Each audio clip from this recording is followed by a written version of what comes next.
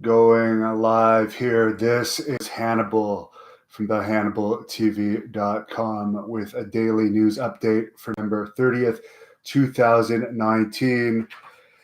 The rating for Smackdown last night on Fox was the lowest rating of a Smackdown so far on the station.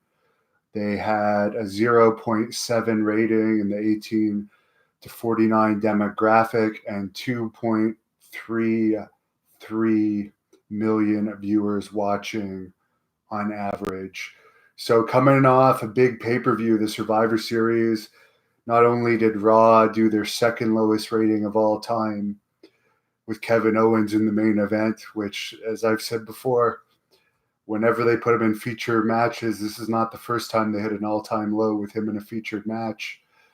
What's the definition of insanity? Do the same thing over and over and expect the same results. So I guess the writers in WWE are pretty insane if they think suddenly putting Kevin Owens in a featured match will actually help ratings. The NXT ratings have not come out yet, so we do not know who won the AEW versus NXT war this week. It's 7-1 right now for AEW Dynamite, but because of the Thanksgiving holidays, supposedly it's going to be delayed until Monday. Ray Morrill says that's not very good for WWE with those numbers. No. The other thing about SmackDown, I guess Bray Wyatt is the new Universal Champion, and there's now a new belt that is just basically the face of the Fiend, and they're selling a version of this now on WWE Shop for $6,499.99 US. So for anyone that wants to throw away money, you can get that belt. But I've always had an issue with wrestlers having custom titles because I think it cheapens the value of the title. It's like if the Montreal Canadiens win the Stanley Cup, can they just make a custom Stanley Cup that represents the Montreal Canadiens? It's so weird. You would never see that in any sport. UFC, the fighters can't if Conor McGregor wins the UFC title, he can't put his face on it and change it to the colors of Ireland, for example. Also in WWE news, Lance Storm started this week as a producer behind the scenes with the company's closed his Storm Wrestling Academy. Boxing legend 2011 says just a matter of time before CM Punk appears.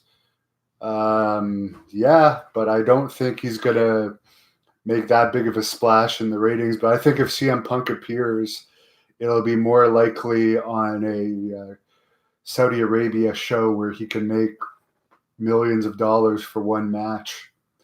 I believe it'll be more likely to see him there. Ralph Brunn says Great North Wrestling is the only promotion that's got it going on, period. No lie. Well, thank you very much for that. And February 29th is the next Great North Wrestling event. Haku, the Barbarian, Scorpio, Lufisto are all going to be on that show. More info at thehannibaltv.com. What do I think about Matt Hardy leaving WWE in 13 weeks? That's the first I've heard of it. I know they brought him back to TV. I'm not sure what Matt Hardy's value is these days. He did have a little buzz going about him for a while, but that seems to be gone. What the hell did someone just say? Our GNW events broadcast in the States, we put all of our events for free up here on YouTube in recent years, and we're actually going to live stream the Great North Wrestling Annihilation event February 29th. It'll be the first time ever we're live streaming an event, but that's going to be on my personal YouTube channel that I am turning into just a live stream event and full shoot interview channel. That channel is Devon Nicholson. If you search that up and subscribe to it, it's not going to go on the Hannibal TV in case there's issues with the stream the first time out. Jimmy Fopiano says, what WWE needs bad is Hulk Hogan coming out as Thunder Lips. I don't know. He's still making a play for appearing at a WrestleMania, but I don't think they need a 70-year-old that can't even stand up straight in a match in WrestleMania. WWE wrestling sucks. New Japan is better, Darnell Anderson says. Which, by the way, there was some news today. New Japan is still going to continue on their Ring of Honor relationship, even though New Japan is now going to be running themselves in the U.S. more often starting next year. Do I have gloves on? No, I don't. I'm guessing that's in reference to why Billy Jack Haynes had gloves on in our shoot interview. I never noticed at the time, I'll be perfectly honest. Which, by the way, thanks. I had about 5 more Patreon subscribers yesterday that wanted to subscribe to my Patreon channel for $1.99 a month to watch the Billy Jack Haynes and Sandman interviews and all the other interviews that are on there ad-free. But more importantly, you're helping support me by becoming a Patreon member, which will lead to more interviews. My next interview I'm going to work on as soon as I'm done this is the Shane Douglas one. Ricky Rodriguez says, will I be interviewing Ole Anderson in the future? Maybe if I'm ever in Atlanta. NWA could bring me in to beat Nick Aldis for the title on one of these events. And maybe I could do it then. But no, they're not going to do that. They don't want real challengers for that title. I don't think their episode this week broke 100,000 yet. I don't think Nick Aldis is a good champion at all. For one thing, he doesn't wrestle in the various territories against top contenders like the old NWA champion does. So that's one of the disappointing things about NWA. They should be doing that. If you want to get the title over more, send Nick Aldis around fighting the top contenders in each federation. Remember when AJ Styles had that Great North Wrestling match with me when he was New Japan IWGP title holder? I mean, he went around and defended that title everywhere. So that's why I have a lot more respect for AJ Styles than Nick Aldis. Charles Thorson, do I use or smoke cannabis? Well, I can't answer that on here, but it is legal in Canada now, and I am happy about that. But I do think it's better for people than alcohol, for sure. Working in the bar industry for many years, people get completely screwed up and lose their mind on alcohol, where cannabis, they're more mellowed out. So I am a supporter of it being legalized. What do I think about Dana Brooke trying to hook up with Batista? I don't have a clue who Dana Brooke is, but Batista has always been known to be a big ladies' man. Big Ain't Yo Heats or something along those lines would like me to interview Bubba Ray Dudley. We have asked him for short interviews, and he said no. He doesn't seem to be a big guy for doing shoot interviews. I would do one with him for sure, though, in the future. I've only met him a couple of times, but I know that he refused to do an interview with David Penzer when Penzer was working with us. By the way, Bill Apter is going to be working for us WrestleMania weekend in Tampa, doing lots of short interviews. Still need a Nails interview. I am going to work on that.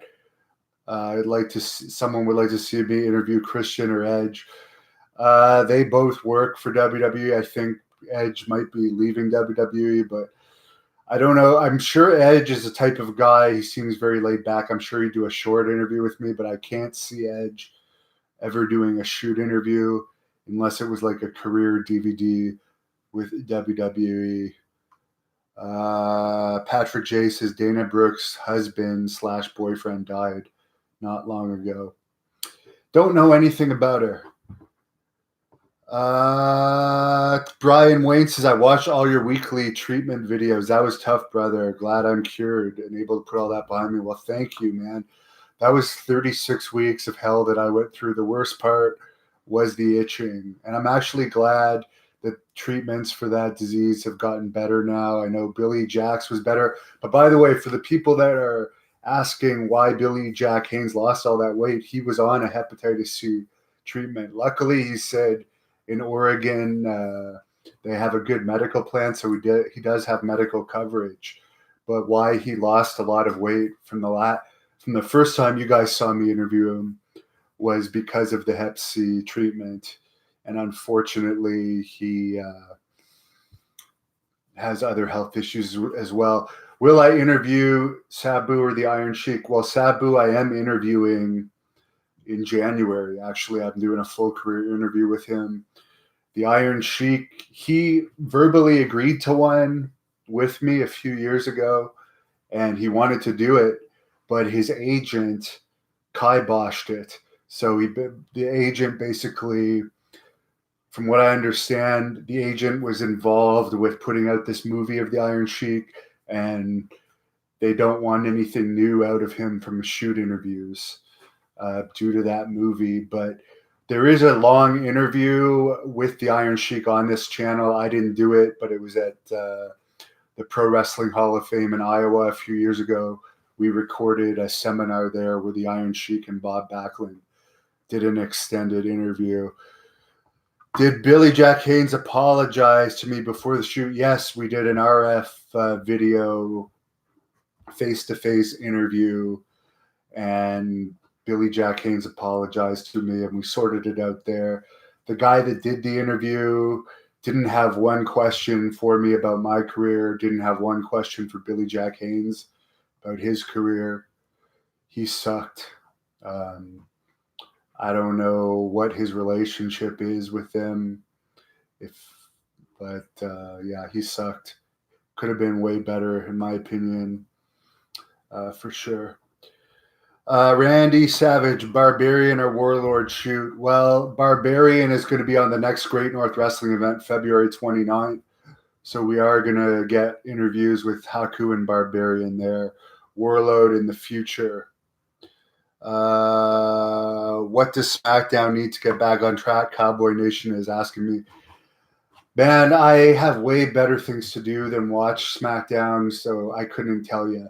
If somebody wanted to pay me maybe $200, I might sit through an episode of SmackDown, but I have no interest in it. None of the characters in WWE interest me. The only one that interests me right now is Brock Lesnar, who I'll watch clips of here and there on the internet. For instance, I watched his match against Cain Velasquez. That was actually the last thing I watched of WWE. Then I tried to watch the Tyson Fury match against Bray Wyatt, which, by the way, what was the point in having Bray Wyatt lose? Not Bray Wyatt, Braun Strowman lose that match. Like, whatever. It was a horrible match, and that was the last thing I saw. Larry Visco says the Orange Cassidy would never work in WWE. Well, is it even working in AEW? I don't know. He has his fans, but I didn't see at any point in time a lineup from Orange Cassidy at the Icons of Wrestling convention, and Tommy Dreamer put on a show that night in Philly, and it wasn't anywhere near sold out from what I understand, and Orange Cassidy was on that show, so I don't think he's really selling out anywhere. In AEW, they have been declining ongoing since the first episode, pretty much. So I don't think we've even seen the bottom out of Dynamite and NXT yet. One more question. Why don't you try and get a match in AEW? Why don't I try and get a match in AEW? Because I have sent them my information a long time ago. When they first opened up, I applied. Billy Graham actually put out a video saying that they should hire me too, but I didn't hear anything back, so they're not interested in me. And I don't blame them for wanting to hire people they know. Like, the executives, of course, are going to hire their friends. So none of the executives have even met me. So they're going to hire their friends. So maybe after a while, if their attendance keeps going down and their ratings keep going down, maybe they'll open up to other people. But for now, it appears they're hiring mostly their friends.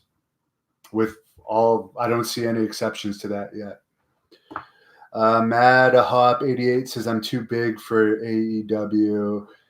MW3 Kingdom says, Ryback sucks. Charles Thorson says, the reason I didn't get called back by AEW is because I look like an adult.